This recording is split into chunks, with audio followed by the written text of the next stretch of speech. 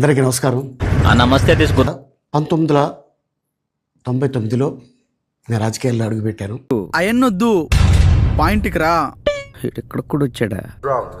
నాకు అన్నం పెట్టింది ఫస్ట్ నా తెలుగు ఇండస్ట్రీ అంటే అన్నాడు కానీ ఆ ఊహ ఎంత బాగుందో. నేను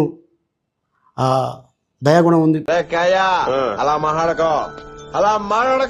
భగవంతుడు ఇచ్చాడు కాబట్టి నాకు రాజకీయం తోడైతే కొద్దిగా 10 మందికి నేను సాయపడగలను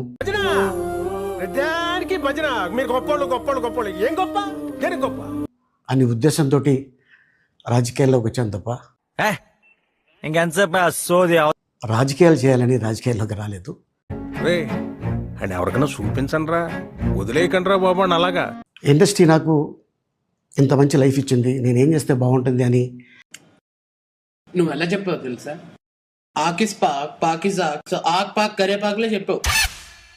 ఫారిన్ కంట్రీస్లో ఏదైనా ఈవెంట్స్ చేస్తే దాంట్లో నుంచి 60% ట్రస్ట్కి వెళ్ళి 40% నేను తీసుకునేవాడిని.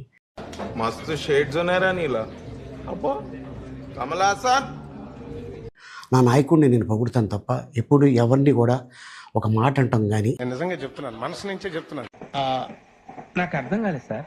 ఓడిపోయిన తర్వాత ఎలా కించపరుస్తారో తెలుసు కదా మీకు. 2 చోట్ల ఓడిపోయినాడు, డైమండ్ రాణి ఆ రోజా కూడా మాట్లాడద్దు. పిచ్చి కూడా హద్దు ఉండాలి భయ్య. నీకు ఎండలో తిరిగి తిరిగి బాబ్జీ భయ్య బ్యాలెన్స్ బాగా తప్పింది కదా.